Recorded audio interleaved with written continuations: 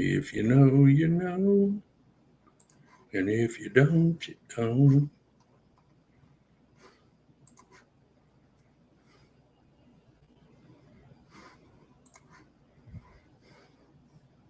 If you will, you will. And if you won't, you won't.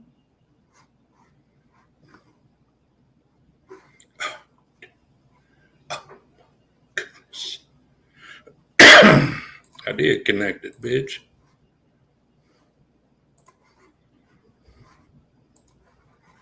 This thing fucking kills me, man. Seriously. Seriously. Well, well. Well, well.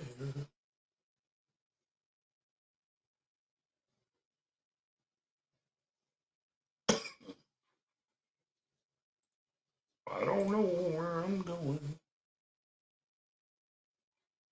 but I sure know where I've been.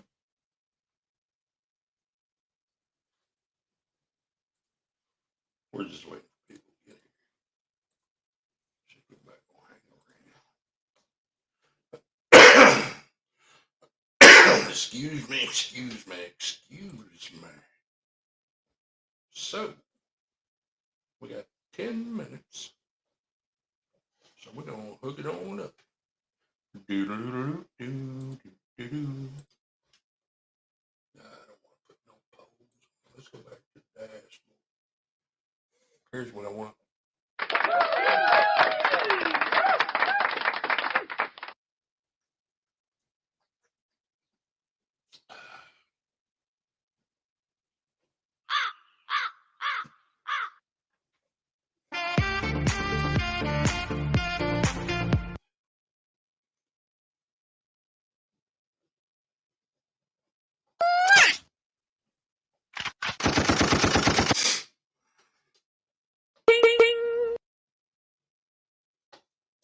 Awesome!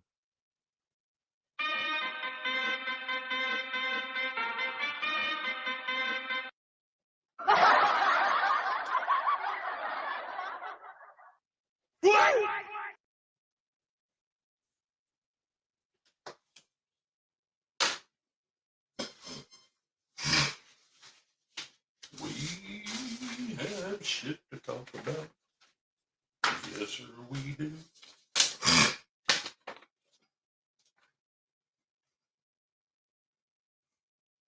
We have some shit to talk about. Hey, how about you?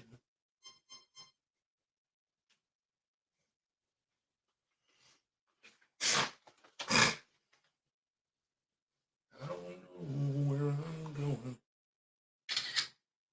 but I sure know where I've been.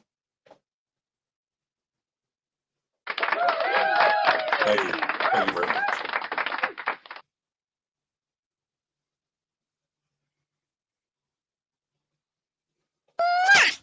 Love you too. Love you too.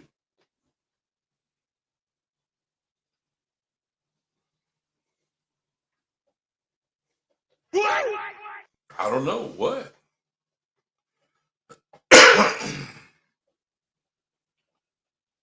Awesome! That is straight. Yeah, it's a beer.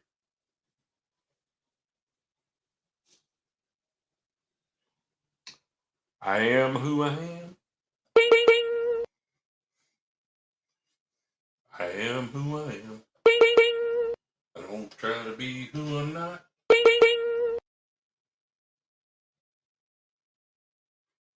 If you don't like me, that's your problem.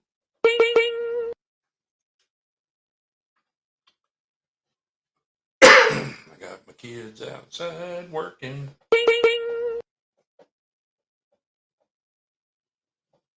What's that? Man, I bought me some new equipment. And you don't know. Oh my God. You have no clue. Oh yeah. What is that? Man.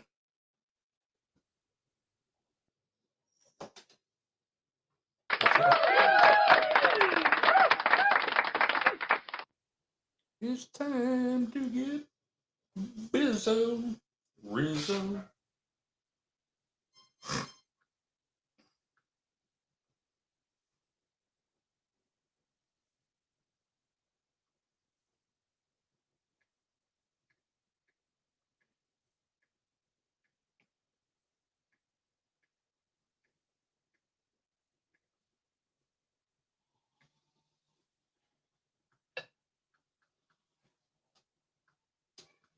Really? What the hell? Come on.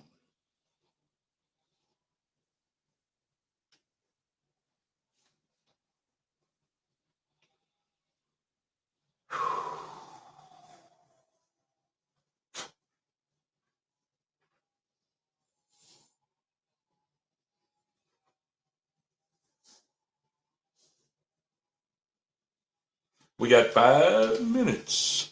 5 minutes. Minutes. 5 minutes. 5 minutes.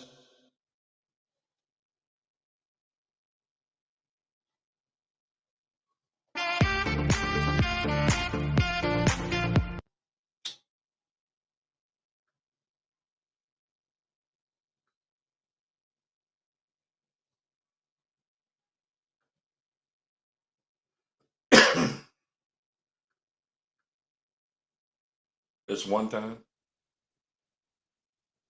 y'all got to finish it out. Because I can't do it. No, no, no. Whoa, baby. Here I go. I don't know where I'm going. I know where I'm going. I make no excuses. My pastor's trying to help me.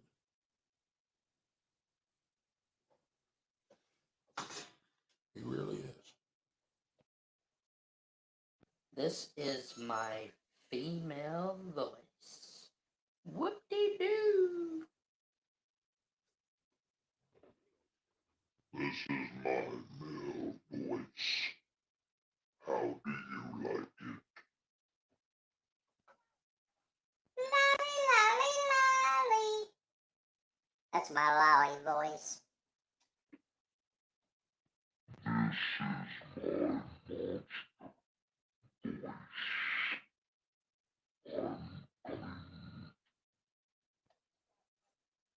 Whatever. All right, let's go. There we go. Pop, pop, pop. Yeah. I don't even know what we got. I got to play with this equipment. Oh, shit. We got 3 minutes.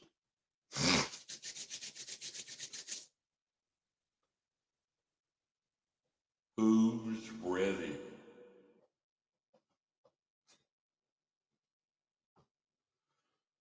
I need to mute before I cough. Beer and water. Beer and water. Army, army, army.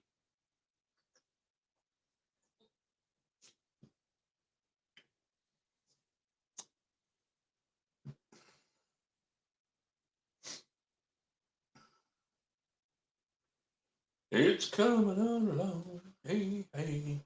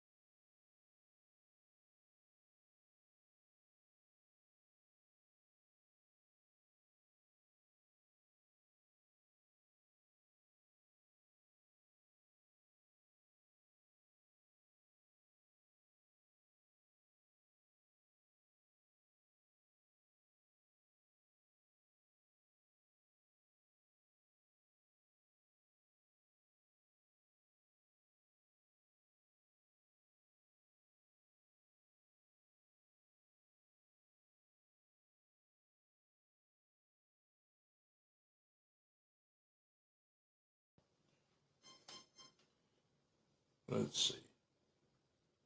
This one. Caleb joined.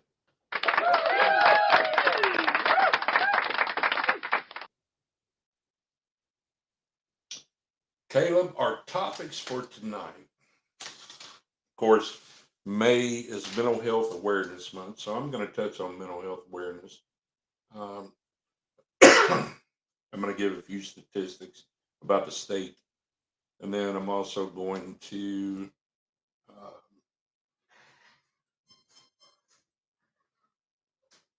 talk about what other communities are doing for mental health awareness. Of course, you gotta go outside, man. Yeah, you can go outside. I told him he had to stay by me. Okay, he can get on the trampoline, John Michael. I'm live, buddy. We're going to talk about mental health awareness. I'm going to give some statistics and what other communities are doing around us, and we're going to talk about a couple of the posts I made, like in Evansville, the father that got a plea bargain for his son ODing. Text message, man. There's my text message. And then we're going to talk about, just certain things. We're going to definitely talk about the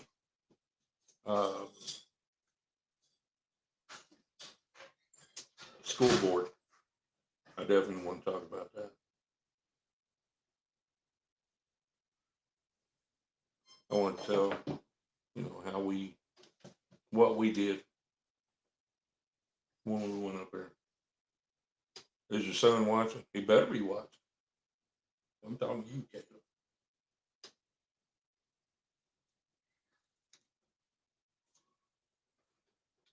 He better be watching.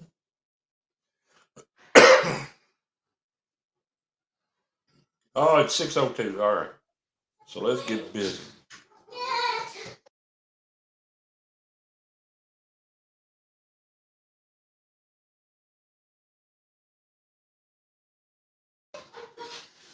All right. So if you join, you join. If you don't, you don't. Yes. Yes, I agree with you 100%, Caleb. And as a vet, I can tell you shit's pretty rough. All right, so let's get this party started. All right. May is Mental Health Awareness Month. So we're going to touch on a few things. State of Kentucky.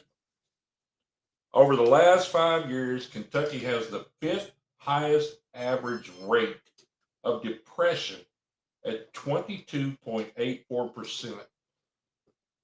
Excuse me. I got this persistent little ass cough.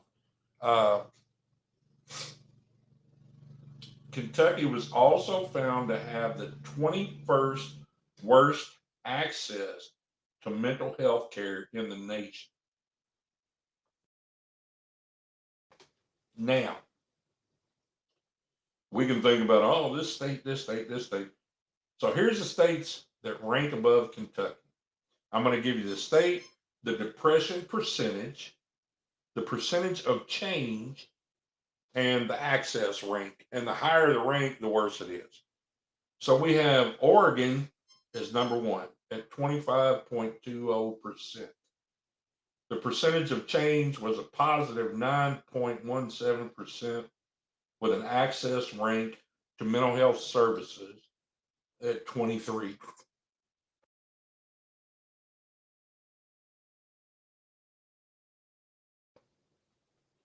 All right, West Virginia ranked second, 24.62% depression rate. Percentage of change was 12.71%.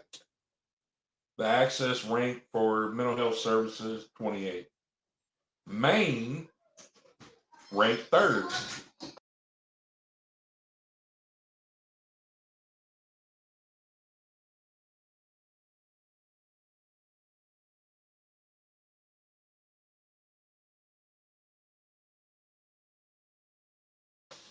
Okay. Maine, I'm sorry, I had to take a break. Slim and John Michael, two kids fighting. Um, Maine, 23.52% depression rate. Percent of change, negative 3.8%. Mental health access rank, that's the rank for mental health services, 5. So they're outstanding as far as what they provide for mental health.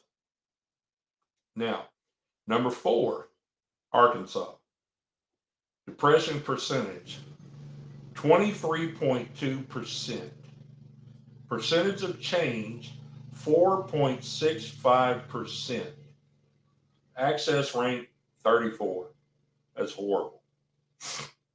Then you have number 5, Kentucky. Depression percentage, 22.84%. The percentage of change is 0.42%. And the access to mental health services rank 30.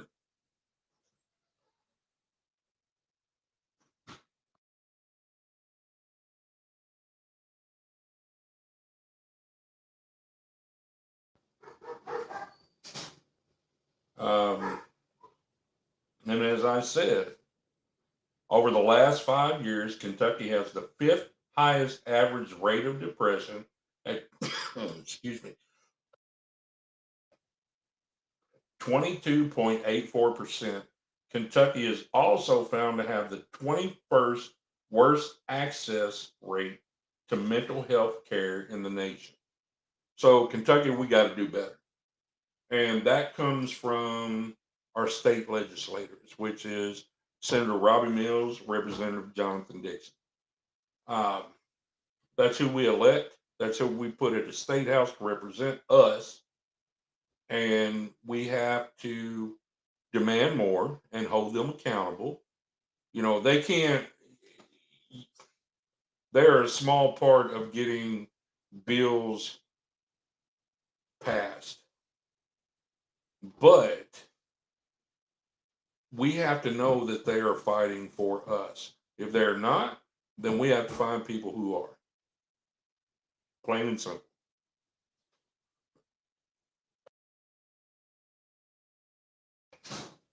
All right.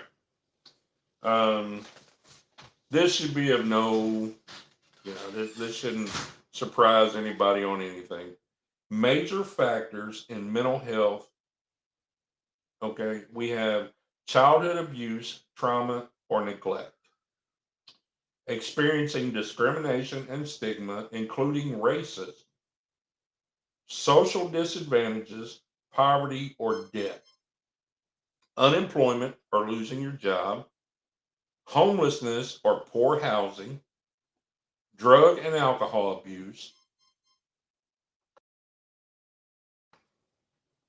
domestic violence, bullying, significant trauma as an adult, such as military combat, being involved in a serious incident in which you feared for your life, or being the victim of a violent crime.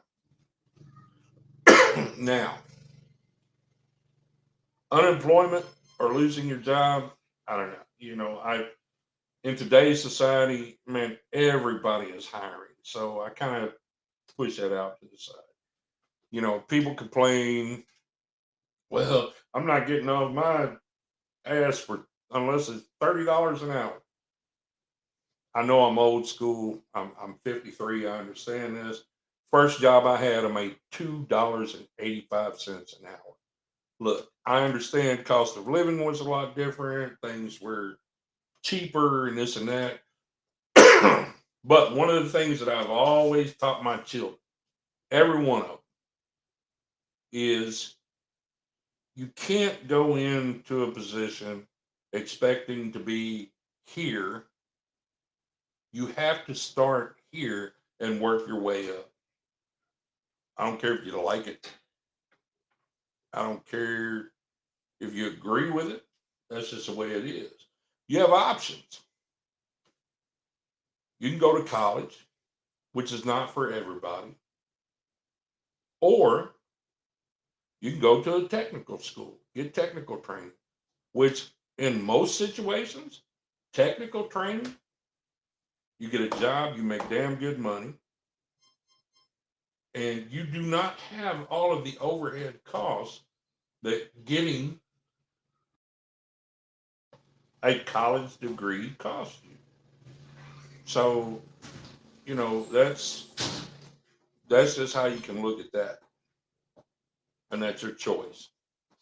But don't sit back and do nothing and complain about it. I tell my kids, all my kids,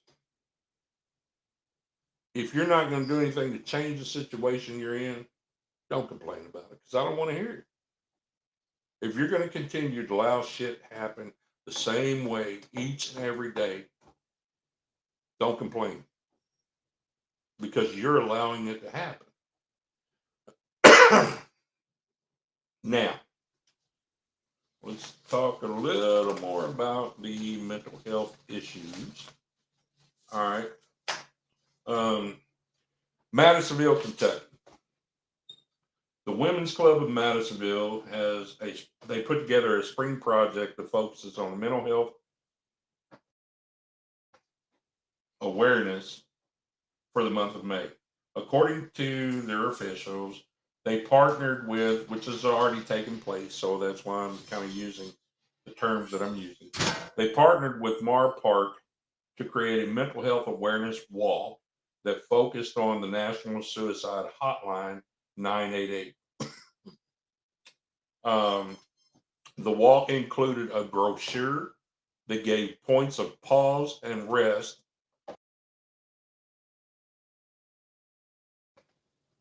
with reflection, prayer, and coping tips for anxiety and meditation. On the back of the brochure, it listed all the sponsors, and it provided a list of local agencies that offered resources for mental health well-being.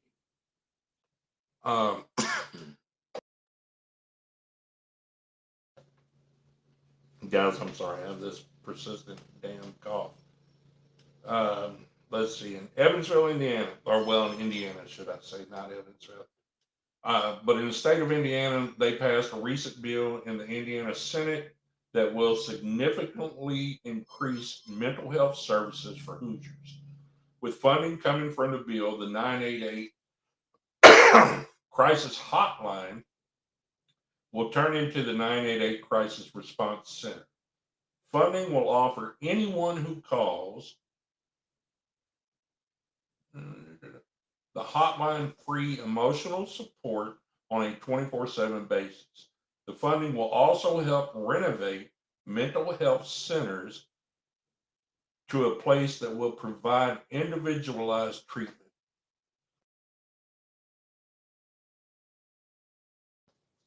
Now, Lieutenant Governor Crouch of Indiana said, people don't choose to feel the way they do. People don't choose to have mental illness. People don't choose to be addicts. It's in your genes, your metabolism. We have to get help to those people. It impacts our workforce, it impacts our budgets, it impacts our families, and it impacts our quality of life.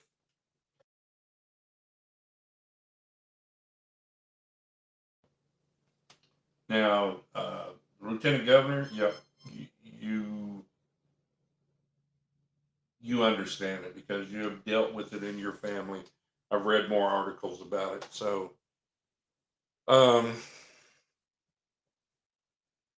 let's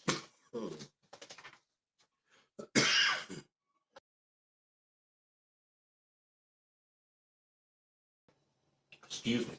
All right, in Paducah. Now, I want to get into, because our local government, our commissioners and mayor, in Paducah, the Paducah Board of Commissioners wants to increase the public's awareness of mental health to create a community that promotes mental wellness and supports prevention efforts.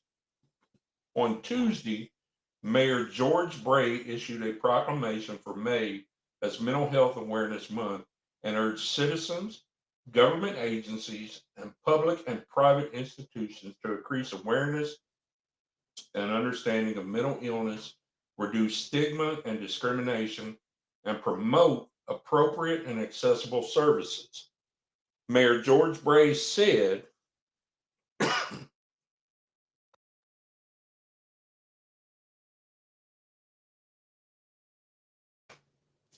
uh, good mental health is critical to the well being of our community, but many people are afraid to seek help because of the stigma associated with it. The Paducah Board of Commissioners has made this a priority, and we believe by talking about mental health issues openly and working together as a community, we can reduce stigma. Gotta break out my glasses. Let's see. We can reduce stigma and help each other lead more productive lives. The board dedicated or decided to include mental health as an item under the quality of life priority, with statistics such as 1 in 5 adults experiencing serious mental health illness. It is more important than ever to take care of each other, show compassion, and help those who may be struggling with their mental health. During May, Paducah will encourage the community to work together to promote mental wellness through advertising and a social media campaign. Now, in saying that, sorry, I got to blow my nose.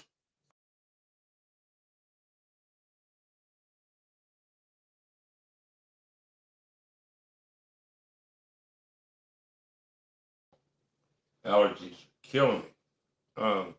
In saying that, I don't understand why our community is not doing more.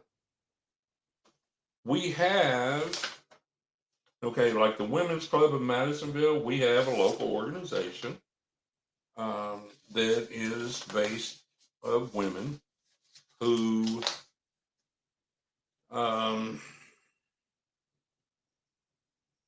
I think they're supposed to empower women in the community to do certain things. Um, I can't say 100% because I don't know that for 100%. But I do know that there is a local organization of women, like the Women's Club in Madisonville. And I think they need to be able to step up and do things as an organization. Plus, we should expect more, like from our board of commissioners and mayor, just like Paducah. I read to you guys the statistics of Kentucky over the last 5 years, and I put major factors in mental health. So, we need to do better. We really, really, really, really do. There's no excuse, none, why we can't. An excuse, my dad always said excuses are like assholes. Everybody's has one, and they normally stink. So, and he always said that about opinions too. So take it for what it's worth. Um, so anyway, we have plenty of local organizations. We have plenty of local nonprofits. We have plenty of local people, our local government, our county government, that should be taking a serious interest in mental health issues. And here's why. Mental health, as I read before, the factors in mental health, there's major factors in mental health. And there is a whole long list of factors, but these are major factors. Um, Child abuse, social disadvantage, which is poverty or debt, um, homelessness. Now, this is the part I love where it says, or poor housing. We can drive in certain areas, and not just the East End, but in certain areas of our community, and we can see poor housing. Okay. So I am so glad that it said homelessness or poor housing, drug and alcohol abuse, domestic violence, and bullying. And here's why I say what we need to look at when it comes to this. Henderson has increased and is still increasing on homelessness, on drug and alcohol abuse, and on domestic violence. Those three categories right there are rising in Henderson. So when I see that, and then I read an article that says Henderson city and county leaders are exploring the possibility of building a convention center at John James Audubon State Park. Leaders plan to ask for funding to hire a firm that would conduct the feasibility study. That would allow them to look at the economic pros and cons of a convention center. One of the pros lies with the state. Officials estimate the project would cost $15 million, with roughly $7.5 million of the funding being provided by the state. That includes building a 25,000 square foot convention center and adding an access road to the park at Watson Lane. If leaders decide to move forward, they hope to present the project with that study to the state in the fall. Mayor Staten says the city and county, because you have a city county co-op that's working on this, city and county will have to budget for construction. He hopes, Mayor Staten, to do this without raising tax dollars. So we have an increase in homelessness. We have an increase in substance abuse. We have an increase in domestic violence. We have a shortage of law enforcement officers. We have an overworked staff at the county attorney and the Commonwealth Attorney's office, but yet we're talking about building a fucking convention center. Okay, maybe Henderson could benefit from that. I'm not saying they couldn't, but we got to get our priorities straight.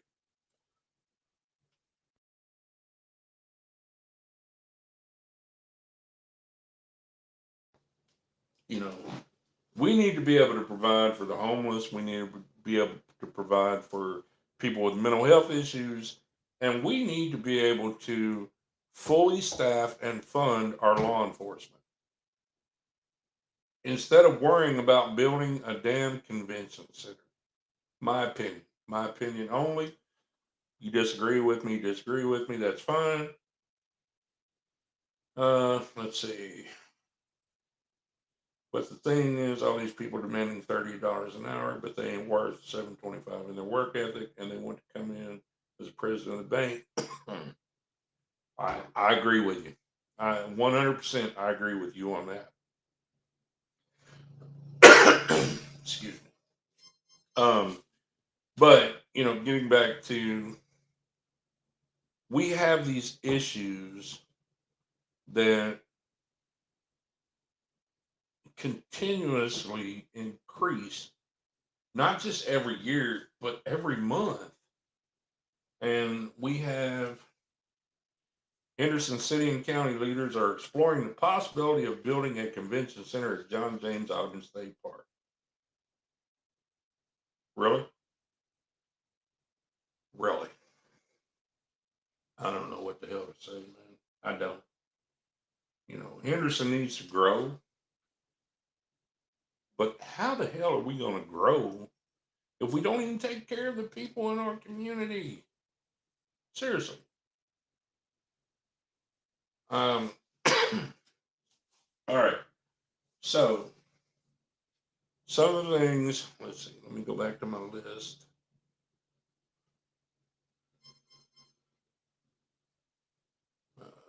Give me a minute.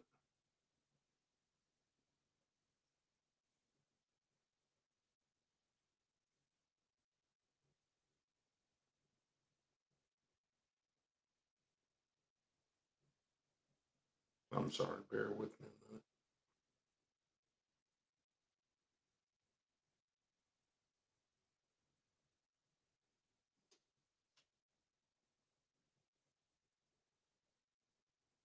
Mm, it's a pass.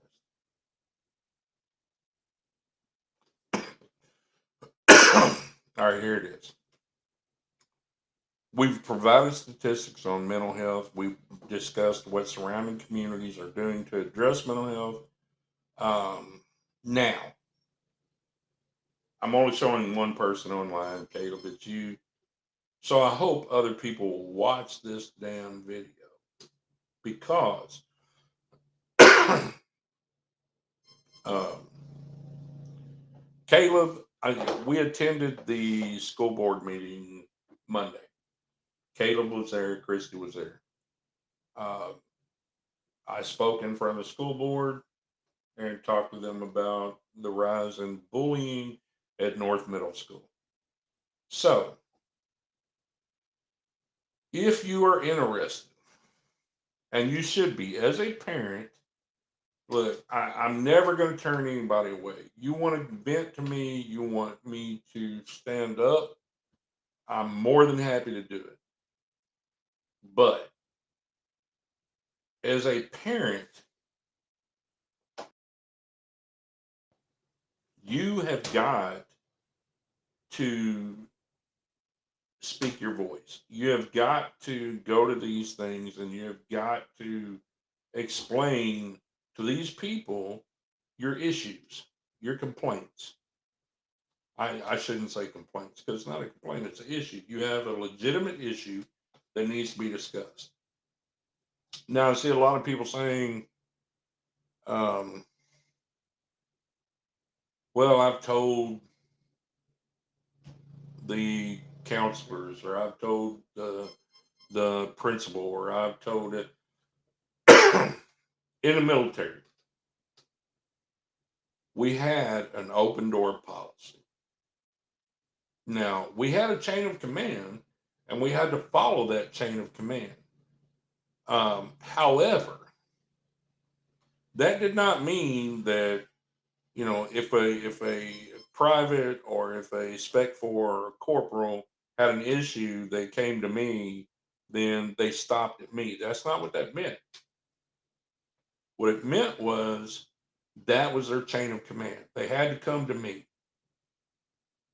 Then I would take it to staff sergeant. They would take it to sergeant first class. They would take it to master sergeant, first sergeant, uh, battalion sergeant major. It just, you had a chain of command. You could take it to your second LT, your butter bar. You could take it to your first lieutenant. You could take it to your captain. You could take it to your lieutenant colonel. You could take it to your colonel. Um, you didn't have to stop at a certain point just because you had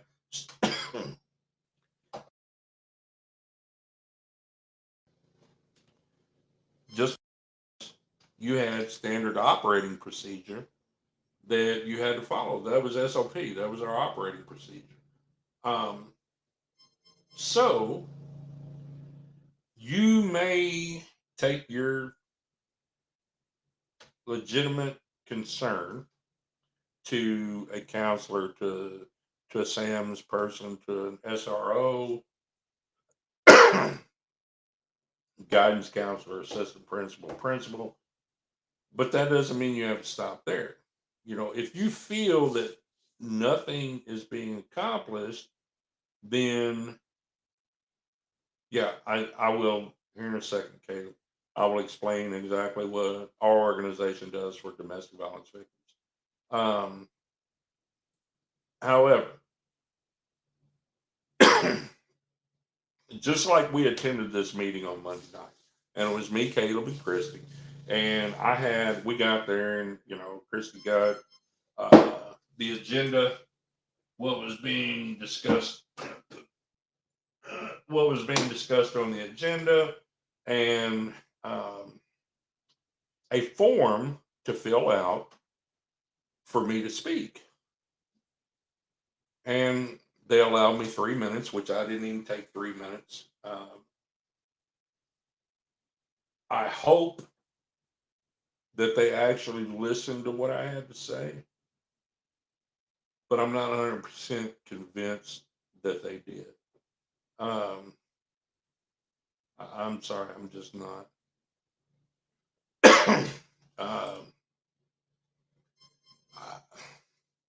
I'm not 100% convinced that they even really gave two shits that I was there talking to them.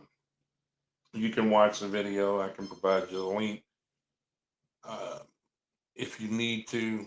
But I would highly recommend, and I put down, let's see, the school board meetings are the third Monday of every month.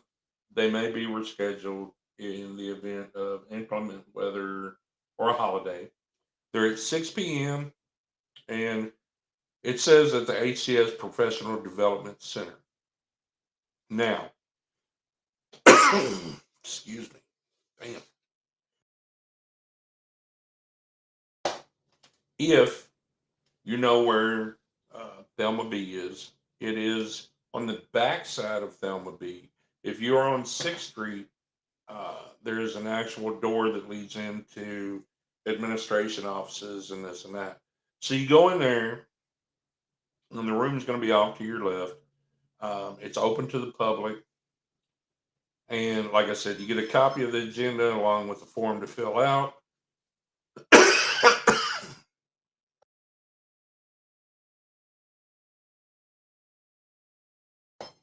For addressing the school board, and I highly recommend you do. Yeah, Caleb, I truly, I think it kind of went in one ear and out the other. It's a shame to say that, but that's just the impression I got. I wish it was different, but it wasn't. I did, however, send an email to the commission or to the board, school board, and it says, "Good morning. My name is Jay Randolph, and I would like to address a growing concern among parents and students in our community. I have had numerous parents reach out to me, resulting in me talking to numerous children."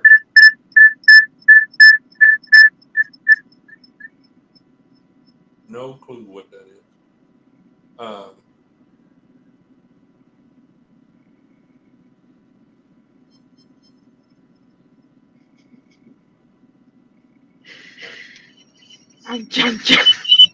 huh? Who is it? Who is it? The one bad nugget. I don't know who the hell that was. Somebody trying to get on. Okay. Anyway,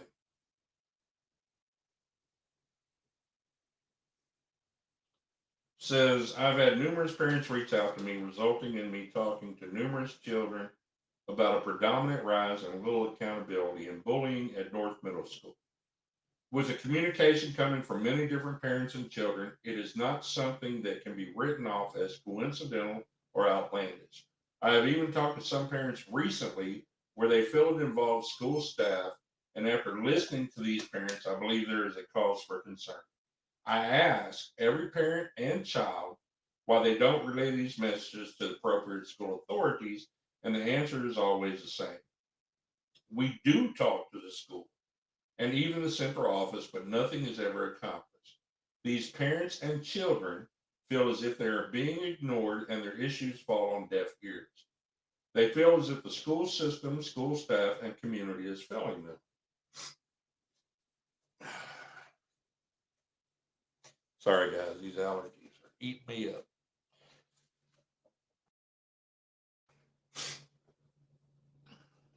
I will give you a personal situation involving North Middle School where I went to the school to pick up a friend's son after he had been suspended for an altercation. I was informed by school staff that both my friend's son and the other involved individual were being suspended. In this instance, my friend's son is the one who went to the counselor and reported the incident. I was later informed that the other individual did not get suspended because his group of friends defended him. Yet, my friend's son remained suspended. Upon his return to school, he was assaulted by the original participant's brother. When my friend called me to tell me of this, I told him to call the police and file a police report for assault. Only after I was informed the school did not take appropriate action. This is not the first, and I'm sure won't be the last time my friend's son has had issues with the two brothers and their group of friends. My friend's son has expressed to me on many occasions this group of children talk about his ethnicity and often talk about his mother in very graphic and negative situations. It pains me to hear these occurrences from parents and children. These parents feel helpless in protecting their children, and these children feel as if they're being thrown to the wolves to fend for themselves. No child should ever have to feel unsafe at school. No school staff should ever make a child feel as if they don't matter. And then I explained to them high school students with depression are more than 2 times likely to drop out than their peers. 35.6% of Kentuckians aged 12 to 17 excuse me, who have depression did not receive any care in the last year. In Kentucky, 800 lives were lost to suicide. Suicide is the second leading cause of death for youth and young adults in Kentucky. According to the Kentucky Youth Risk Behavior Survey, 15% of Kentucky high school students, 1 in 7, reported having seriously considered suicide within a 12-month period. In addition, 17.4% of Kentucky middle school students, nearly 1 in 5, reported that they had seriously considered killing themselves at some point in their lives. We can do better in our community and show these children that we will have a zero tolerance policy on bullying. I know the schools run off of attendance percentages and test scores, but there has to come a time where we will no longer choose to sacrifice the safety, security, and mental well-being of our children simply for the sake of funding. Now, that's the email I sent. Whether they all read it, whether they gave a shit, I don't know. That's up to them. But I highly encourage all parents, if you have issues with bullying or anything like that with your child, please attend a school board meeting and discuss these things. Let's see. Let me get back. Oh, no. So now we're going to talk about local events, local issues, things that have happened.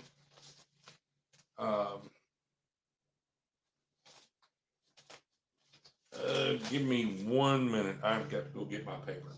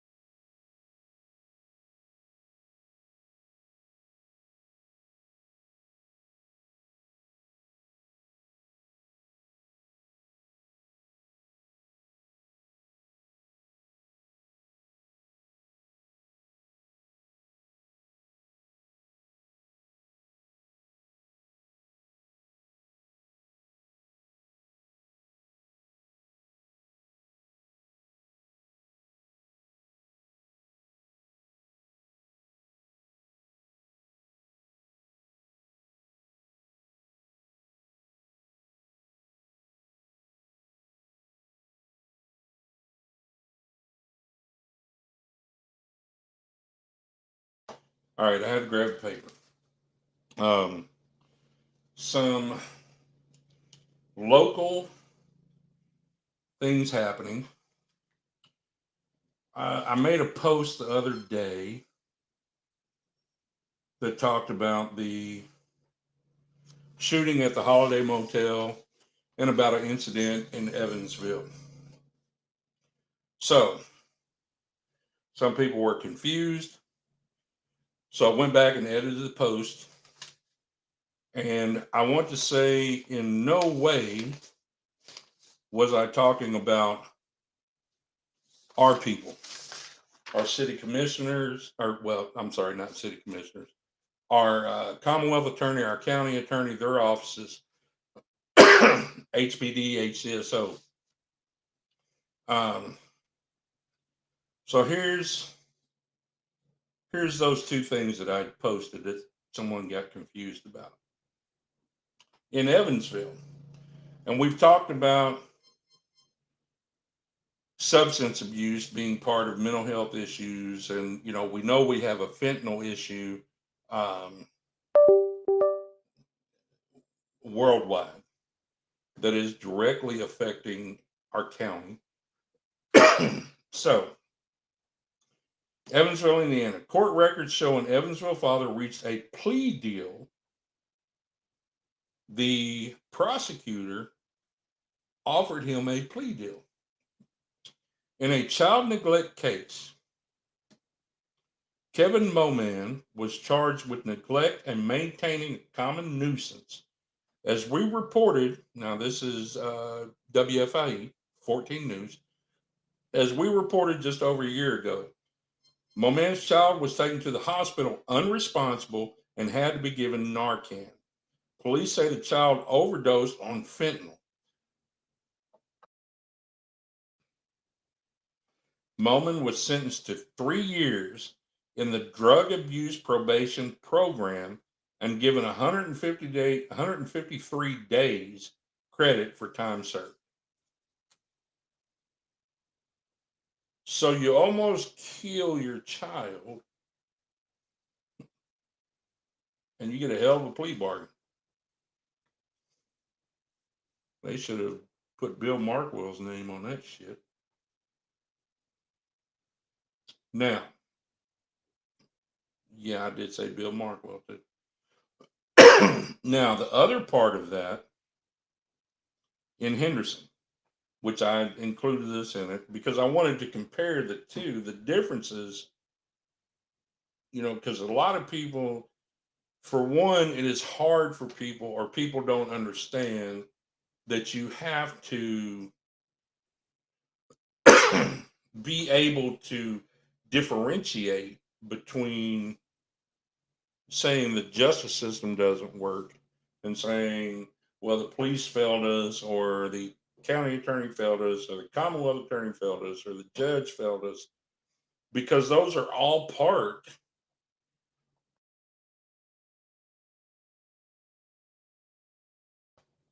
of the justice system. The justice system works. Look, I have taken so much shit from my kids trying to explain to them the justice system works. After they see that this fucktard got 20 years for brutally murdering their sister, you know, uh, to try to explain to them, look, the justice system works. This part of the justice system failed us. You have to be able to separate the parts of the justice system. Okay. So, Henderson Police Department officials say an arrest has been made in connection with the shooting at Holiday Motel on Saturday. According to Henderson Police, Deshaun Saunders has been arrested for attempted murder. HPD says Saunders was found in Owensboro with assistance from the U.S. Marshals. I would bet you my life that our Commonwealth attorney is not going to make a fucking plea deal. I would guarantee you that. See, that's the difference. our previous Commonwealth attorney, yeah, he'd have made a plea deal. All he cared about was that conviction percentage, regardless of the victims that he hurt. See, he didn't give a shit about the victims. Herbie McKee, Steve Gold, their offices, their victims advocates, they give a shit about us. They really do. HPD gives a shit about us. HCSO gives a shit about us. I wish I could say that for the judges, but I can't. You have to prove it to me before I will say it. And unfortunately, when I hear, when it comes to a bond, well, how much can you afford? No, that's not proving shit to me other than all you care about is catch and release because you're thinking, okay, I'm going to get more money. You know, the court system is going to get more money. Well, again, we have to stop and look at what we are doing to our community. You know, when you hear victims, and I use domestic violence, but when you hear victims of domestic violence say, I can't believe that, you know, they only got this, or they, you know, they didn't, they got bonded out, you know, and it was this amount of money. The Commonwealth attorney, the county attorney, their offices, HPD, HCSO, does not set those bonds. That comes from pretrial administrative office of the courts, AOC, and our local judges. Plain and simple. That's what it comes from. So if you want to bitch at somebody or hold somebody accountable, complain to your local judges, complain to your state representative, complain to your state senator. You know, AOC works out of Frankfurt. So learn to divide all of these different entities and hold the entity accountable instead of saying the justice system failed me. Because I can tell you right now, I have been to countries where the justice system doesn't exist. There is no justice system. If I've been to countries where if you're gay, they're going to kill you. Plain and simple. Does not matter. And I'm not talking about they're going to, you know, oh, I'm going to pop one in you. No, they will take you up on top of a building and throw you off and laugh and make a public spectacle out of it. I've been to countries where I can't really say interracial, but I can say different sexed, not sex, sect. If you come, even though you're all Muslim, if you come from the Shiite or the Sunni, and you try to get with another one from the opposite tribe, shit's not happening. They'll kill you. If you steal something, they will cut your damn hands off. If you commit a serious enough offense, they will hang you in a public execution so that other people don't see it. So, you know, we complain about how our justice system fails us, but our justice system does not fail us. Employees of the justice system do. So we've got to learn to separate those and hold those parties accountable.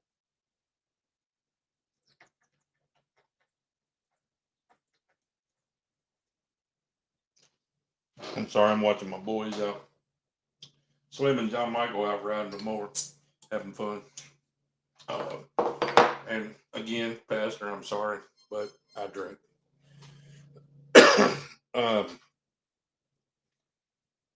So we have to learn.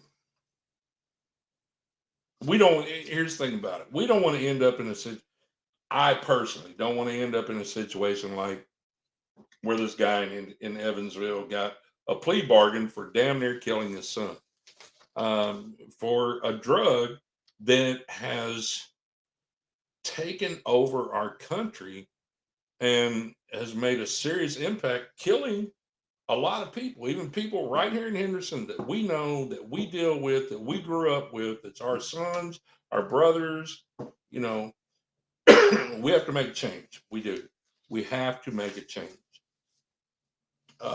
Let's see.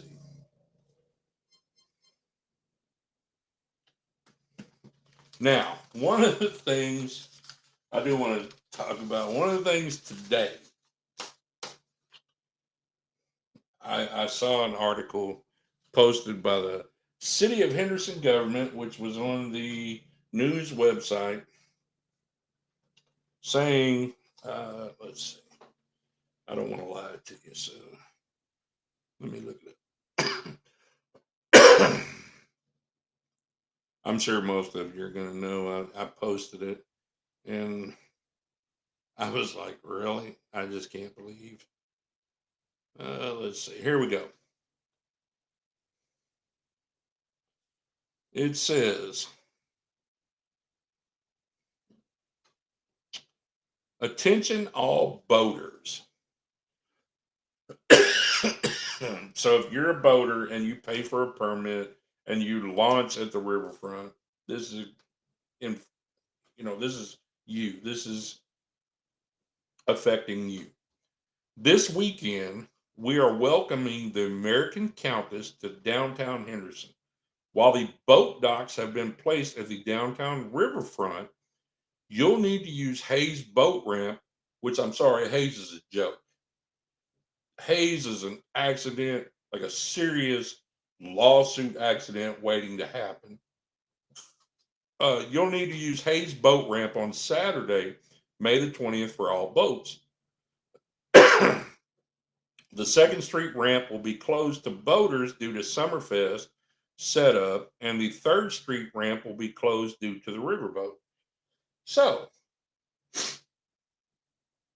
I made a post, and I shared their post, and I said, so, City of Henderson, Kentucky government. So what advantages or privileges do boaters really get for the permits they pay for? Now, this is not something new. This has been an ongoing thing. And I've had 6 comments so far that says, the benefit of not getting a ticket to park where everyone else can and does. So, they're being sarcastic, okay? Because that's not a benefit. They have to pay to park there to launch their boat, but other vehicles park there and don't get a ticket. Pay to park, and some weekends it's blocked and told not to use it, like at the Handy Fest last year and when the riverboat docks. So you're paying for a service that you're not getting to fully utilize. The county needs to revamp the Bluff City boat dock. Spotsville doesn't have enough public parking. Disclaimer, not a boat owner yet, just an observer. And here's what I would say to you. As a previous boat owner, boat stands for bust out another 1,000. So there we go. Another poster says, as a boat as a boater, none. Another person says, I love how we have to pay for a permit and yet cars park in the truck trailer spots and they don't get ticketed, but we would if we didn't have a permit, which is like the very first post that I read you. I've had to ask people to move their cars while they are sitting there just to park the truck. And this poster is talking about to park the truck that's pulling the trailer for their boat. So, again, the City of Henderson. What advantages are we giving boaters who pay for these permits? We want them to pay for it, but they're not getting full utilization So, how are we going to compensate these boaters? I'm not a boater. I don't own a boat. I'm not ever going to buy another boat. I've owned a couple boats, but I'm never going to buy another one.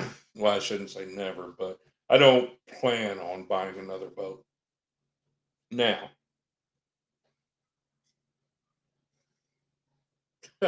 shit, I'm about to pull the cork out of a bottle of Woodford. I don't blame you. I do Guinness Extra Stout. That's my drink. Um, but how are we going to make it up to these boats? How are we going to make it up to people that are doing what you ask them to do, but yet they aren't receiving the full benefit of the service? And I don't care if it's just for 1 day, 2 days, 1 week, 2 weeks. If it's for 1 hour, it's wrong. You want somebody to pay for a service, then you better be able to provide them that service 24/7, 365. Now, I had said something last year about we have enough riverfront property. We got that area where they're wanting to build this $90,000 dog park. So we have enough riverfront property that we could build another launch site. We could make it a season pass. You could put up the little gate with the damn arms that go up and down and all that. Make them buy a yearly pass. And then that is the only thing they do.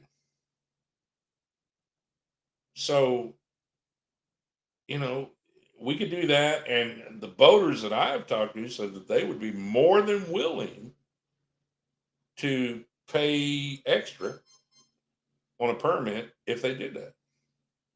Let's see. I fully agree, Jay, but I do believe, which I could be wrong, the monies off the launch permits go towards ramp upkeep and the Second Street boat ramp and the other ramps. And I just launched off Hayes a couple of weeks ago, and Hayes actually isn't too terrible to launch and load from if you know what you're doing. And I'm not going to disagree with you because it has been years since I have gone to Hayes, and last time I launched off Hayes, it was horrible. I mean, it was just a horrible place to launch a boat, and especially if you had a boat of any size, like a pontoon or something like that, it was just horrible. So, we have to say again, what are the boaters?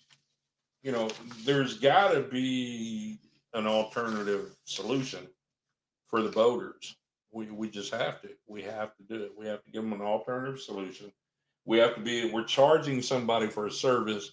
We have to be able to provide an alternative solution that benefits everybody. You know, um, instead of worrying about building a sports complex or a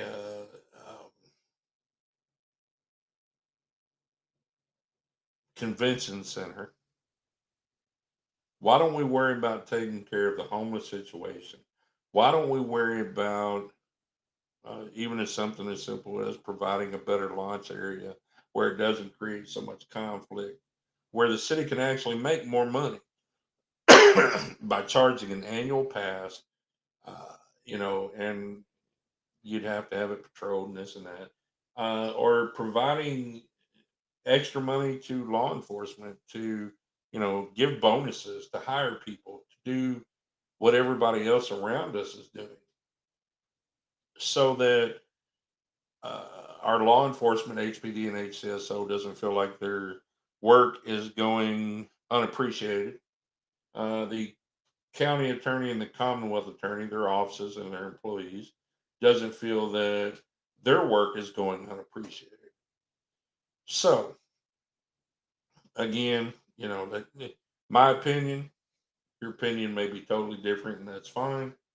Uh, as Christy always says, change starts with a conversation. So let's start the conversation. So that's why I'm doing these podcasts.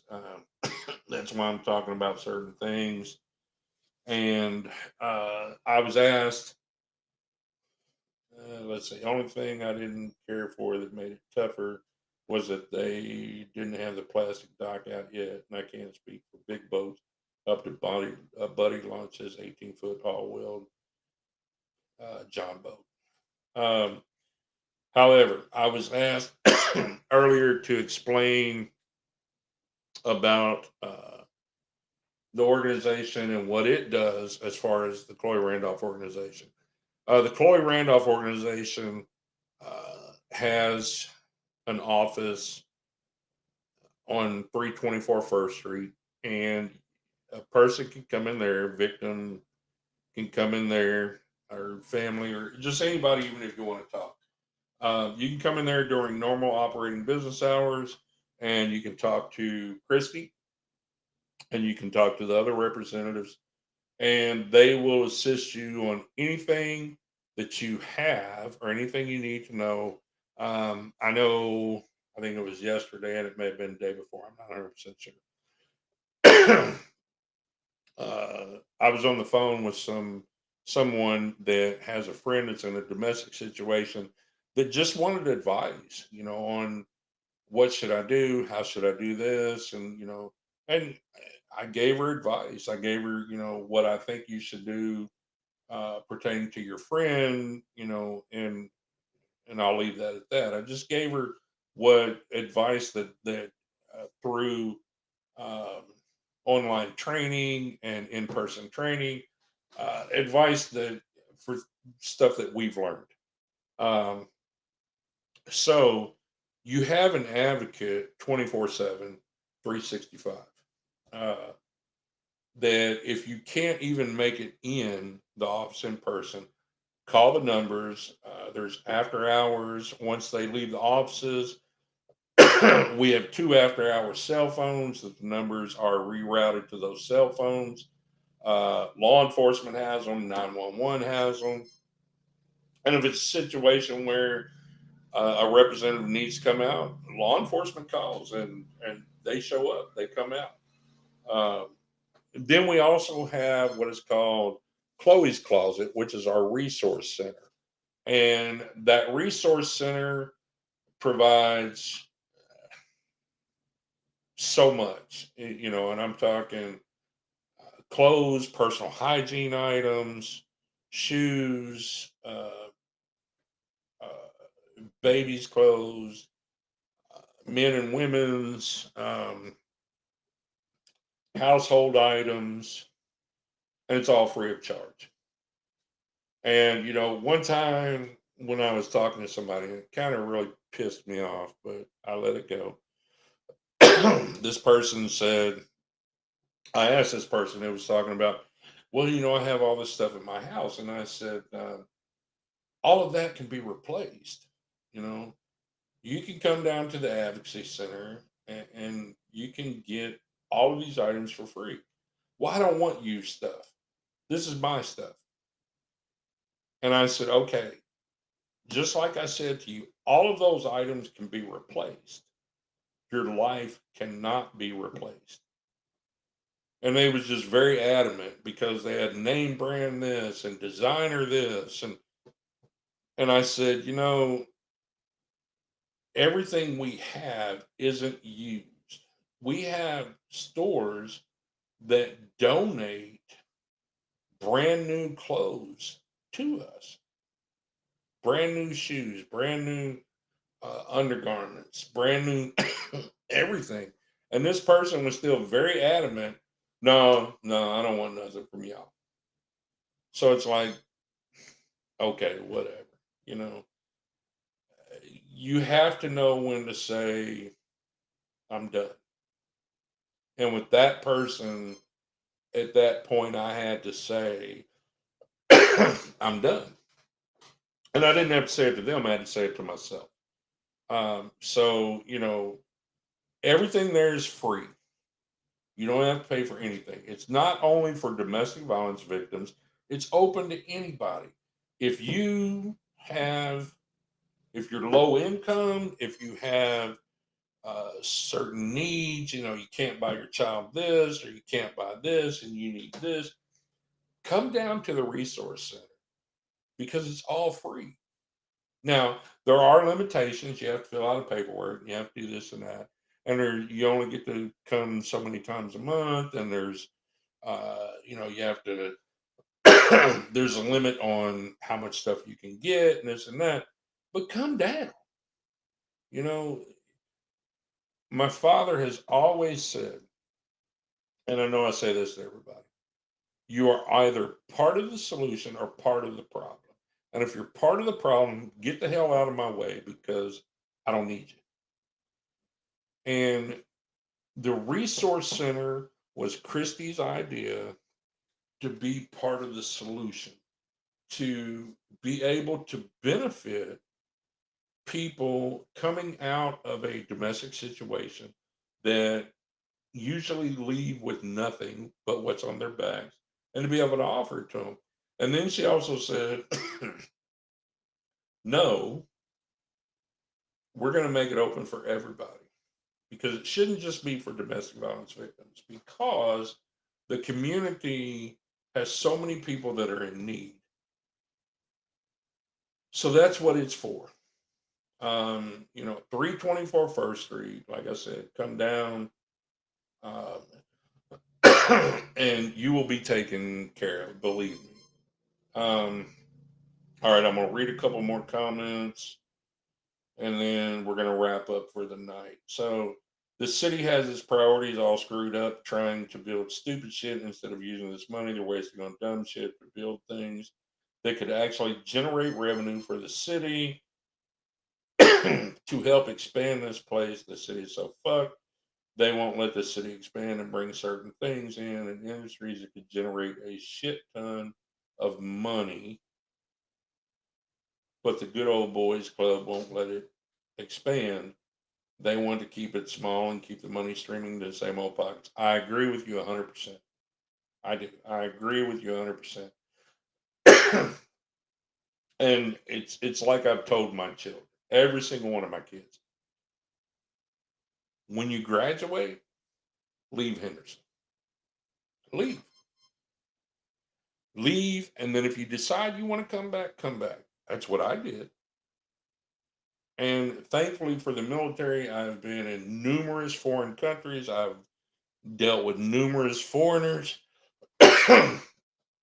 numerous people in this country. Um, so I know what life is outside of Henderson, Kentucky. And believe me, it's a lot different than what the majority of people in this town see. Um, let's see, like for example, the 425 being annexed into the city was because of Pratt paper being built. The city and its leaders and the good old boys club wanted the money streamlined in their pockets instead of the county getting it. And you know what? Here's another thing. It took having to get Pratt into it and being annexed for upgrades on Sand Lane to ensure that the East End has decent water pressure. Why should it take that? Why should it take that? They got 1.2 million. Remember, they got 1.2 million. Um, I graduated and left, went to Nashville, and came back here for some odd reason.